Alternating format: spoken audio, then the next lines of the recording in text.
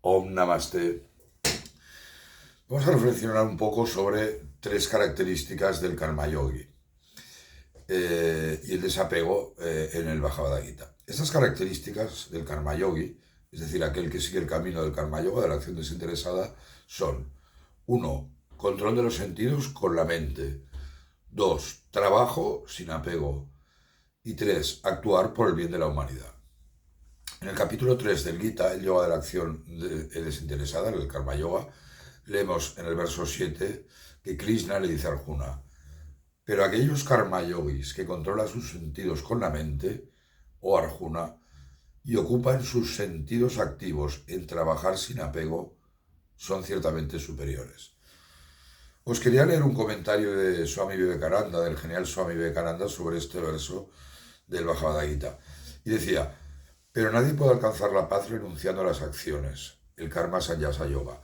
Nadie en esta vida puede tener la actividad ni siquiera por un momento. Las cualidades de la naturaleza, las gunas, sattva, tamas y rajas, le harán actuar. Aquel que detiene sus actividades y al mismo tiempo sigue pensando en ellas, nada logra, solo se convierte en un hipócrita.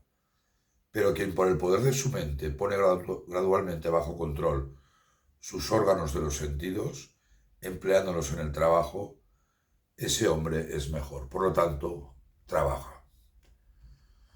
Es imposible vivir sin actuar. Todos nosotros respiramos, tú y yo. Necesitamos respirar para vivir y eso ya es una acción. En el camino del Karma Yoga es necesario además trabajar por el bien de la humanidad. Si no, es muy difícil seguir este camino. Y os leo el verso 25 del capítulo 3. Así como los no iluminados realizan todas las acciones con apego, el hombre iluminado debe actuar sin apego, deseando el bienestar de la humanidad.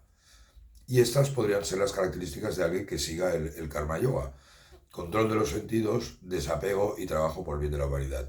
Así, el Karma Yogi puede purificar su mente. Una vez purificada, el Gita le va a propone el camino de la meditación, el Jnana Yoga, para poder realizar Atman. Una vez realizado Atman, el Gita nos propondrá como dos vías, el Bhakti y el Jnana, el conocimiento, para que sigamos en nuestro autoconocimiento.